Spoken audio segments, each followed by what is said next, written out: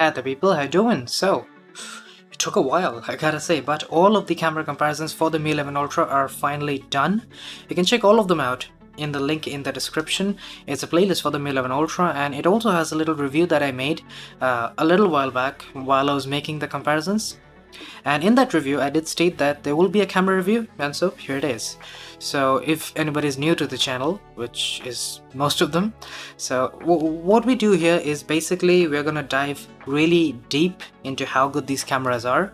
And honestly, for a smartphone like this with this ginormous camera bump, any normal person is gonna believe that this smartphone has a lot to do with cameras, even if they don't know the specs or what this phone is about. This camera bump alone raises questions about the camera. And so keeping all of that in mind, I think it's fair to take the cameras on this one apart piece by piece to really understand how good it is. I mean that figuratively, of course. So we're gonna begin with some features that we can get from the camera app. Now some of them are exclusive while others you might have seen before. So we're gonna begin with long exposure, which yes indeed, we have seen in other devices as well, but it is quite an interesting feature because what it allows you to do is that as long as you have a tripod, or even handheld actually, you can take long exposures handheld. You can get these amazing light trails when you're taking, photos of traffic and all that, and it looks quite nice in my opinion. I do appreciate having this feature even though we have seen it before. So now we have vlog mode. Now this is actually a lot more interesting than it actually sounds.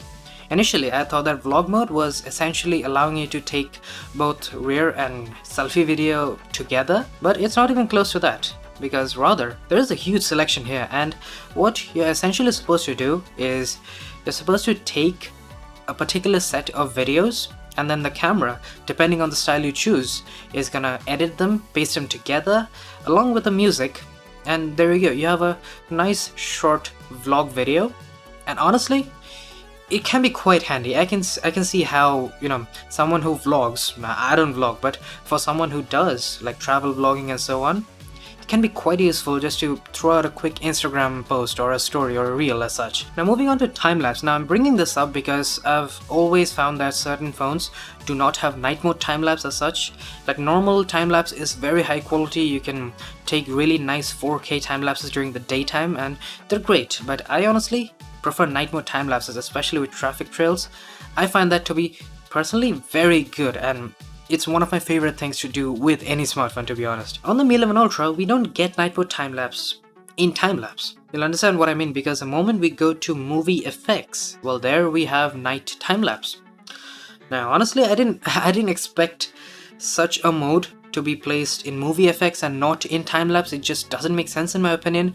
I wouldn't have even found it if I hadn't been curious about the camera app. But hey, it's here, and along with that, it's quite interesting. The movie effects mode here, it's got slow shutter, which I find is quite a stylized way to take video.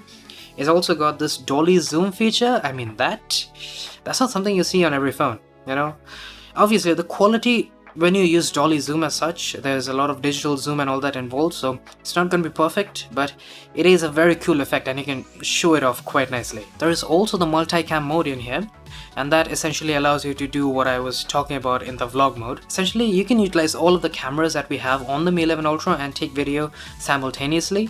It can be useful when vlogging, if you ask me. And, well, that sort of wraps up the features part. Now, we shall take a deep dive into the photography and the videography.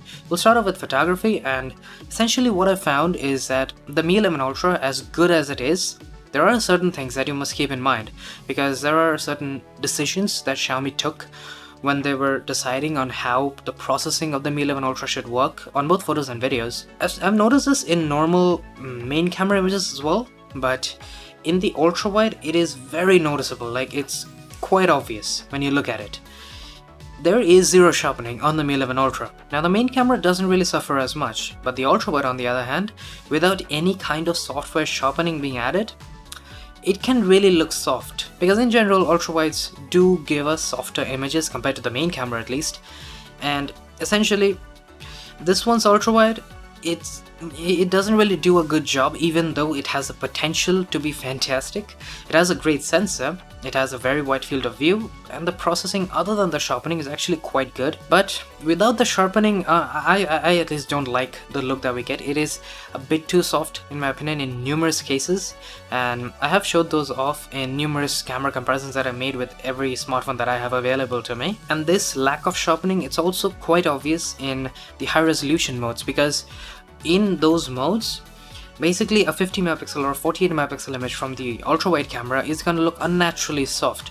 The details are there, like you can see it, but without any sharpening, it's just not going to stand out. And compared to many other devices out there which do provide sharpening on top of these very high resolution and high quality images that you can get, the Mi 11 Ultra tends to lose out in terms of details quite easily. But hey, it's a look. If you enjoy this look that the images have, you'll like the Mi 11 Ultra a lot.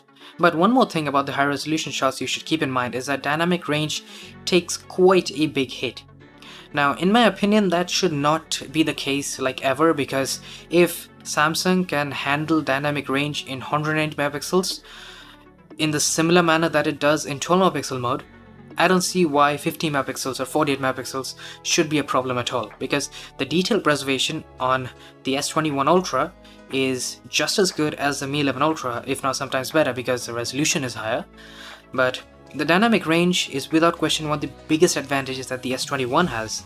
And of course, the selfie camera. Well, this is kind of an interesting topic, because essentially there is this forever rumored update that's supposed to come out at some point in the future. To be frank, I've sort of lost faith in the fact that this update is gonna come, because it's been too long since the Mi 11 Ultra launched, you know? Now, if you didn't know what this update is all about, well, essentially, the Mi 11 Ultra has a very handy little screen right beside this camera module.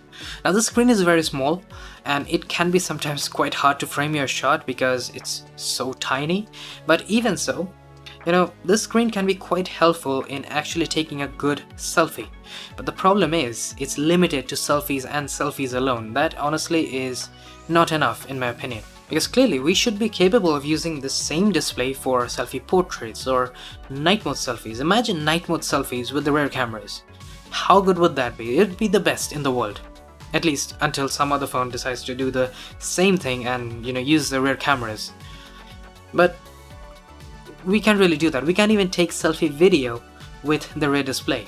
Still, you know, it's really sad to see that Xiaomi is not fully utilizing the massive potential it has in terms of selfies and selfie video and so on. They could do so much more with this rear display. They have the potential, they have the hardware, but it's just not being utilized here. But thankfully, that's majority of the drawbacks that I had in mind at least.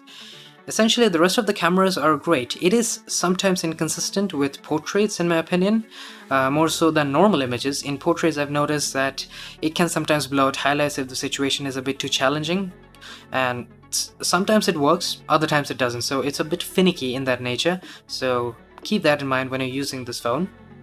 But yeah, otherwise, night mode works insanely well, and I gotta say, the 5x zoom that we have here, the optical zoom, if you use that in night mode, you can actually get some of the highest quality 5x zoomed night mode images that I've seen in a long time. Honestly, I think the sensor choices on the Mi 11 were fantastic. You know, we get some of the highest quality images from these, but as you have noticed already, the software doesn't really take full advantage of these, especially the rear cameras, because we have a screen right there beside it and we cannot use it properly. Anyways, I'm just gonna stop complaining about that. It's gone a little old, because now we're gonna move on to videography. Well, this is where it gets kind of interesting. You know, I had expected videography to be a little bit better than what it is. It's not bad, don't get me wrong. It's still fantastic and give you beautiful 4K video. 4K 60 is also great. 8K is also fantastic, no doubt about it. But once again, the lack of sharpness is present, but this time it's kind of limited to the ultra-wide camera. I'll get back to that, but the 4K video is great, and it has an HDR mode which really boosts dynamic range. Like, dynamic range in general is amazing, but sometimes with HDR mode enabled, which unfortunately only works with the main camera, but if that is the camera you're going to use to shoot your video, use that HDR mode because it can give you some of the best looking and most controlled videos that I've ever seen. It looks really amazing in my opinion. It's definitely a nice feature to have. If only we had it on the ultra wide, that would be gold. Now speaking of the ultra wide, by the way, this is also one of those cases where the software processing is not really taking advantage of how good the ultra wide camera actually is here. We have a 48 megapixel very high quality sensor, but in the videos that I've taken, whether it's 4K or even 8K, the sharpness is not present. It's not the biggest deal once again, but if you zoom in even a little bit, you can see just how much details are being lost. This is especially obvious in 4K. 8K is still manageable because of just how high resolution it is, and 8K video in general looks great, no doubt about it. It has really nice dynamic range, it has really good overall video quality even though there's no sharpness, and stabilization as you'd expect with the ultra-wide camera in particular. It's honestly amazing. I'm a huge fan of 8K ultra-wide video. It's one of my favorite features on the OnePlus 9 Pro, that was the case, same here. But man, that lack of sharpness on the ultra-wide, especially in 4K, that's really pulling it down. I really wish that was not the case. At least some amount of sharpness is needed. It's almost like the processing is done halfway and a part of it is missing, especially when you crop into the video. It's very obvious.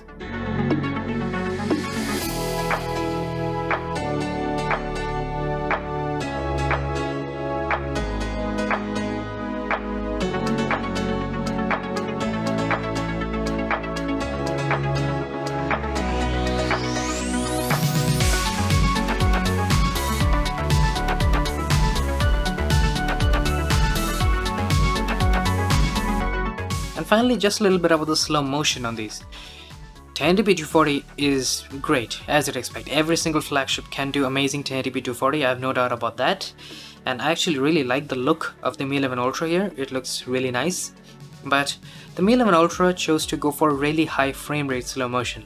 That means this one can do 1080p 960 fps, and we have sort of seen that before, it's that burst of slow motion, but it can actually go all the way up to 1920 fps. That's a huge number, it's more than the resolution, which is quite hilarious if you ask me. But anyways, don't get me wrong, it's a fantastic feature to really show off, and you could leave your pals quite impressed with 1920 fps slow motion if you find the right situation for it. But there are two problems here. Firstly, that right situation, it's very hard to find because there are very few things that require that degree of slow motion. And secondly, the timing is ridiculously tight. You cannot obviously take constant slow motion, you can only take a burst that's less than a second. So in my opinion, the tight timing, the loss in quality, obviously, and thirdly, the situation problem, it's very difficult to find places where you'd really appreciate 1920 fps. It's cool to have, it's very nice to show off, but I feel like something like 4K 120, which is clearly possible on any modern flagship in 2021, because OnePlus 9 Pro can do it, so clearly every other flagship that ever comes out with the Snapdragon 888 should be capable of pulling off 4K 120 fps. So I wish we had something like 1080p 960 and then 4K 120 as well. That would have made slow motion a lot more well-rounded, because 4K 120 in my opinion is the right way to go. You can use it in numerous situations, it works really well, and the quality you can get is unbelievably good, no question about it. So that is essentially the end of the camera review, and I realized there were quite a few complaints involved from my side. But do keep in mind, these complaints are kind of personal, like whether if you think about the sharpening, you might like it, you might not like it. I just don't happen to like it. That's just it. If someone liked it and they reviewed this device, they would applaud Xiaomi for going this route and not adding sharpening. The fact that the Mi 11 Ultra doesn't properly utilize the rear display, that is a proper downside in my opinion. It's just being bogged down by the lack of proper software utilization. So that is definitely the biggest complaint here. And the sharpness part, well, that depends on you. If you like the look, then by all means go for the Mi 11 Ultra, you're gonna enjoy it. But if you're like me and you don't like the complete lack of sharpness, well then it's not gonna look all that nice.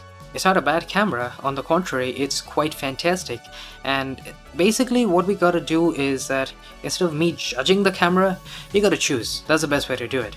If you like the Mi 11 Ultra, and now that you know the kind of photographs and videos it produces, you can decide for yourself whether or not it is worth your money. So with that said, I do hope you guys enjoyed. If you did, do hit that like button, subscribe if you aren't ready, and I will be seeing you guys later. Cheers.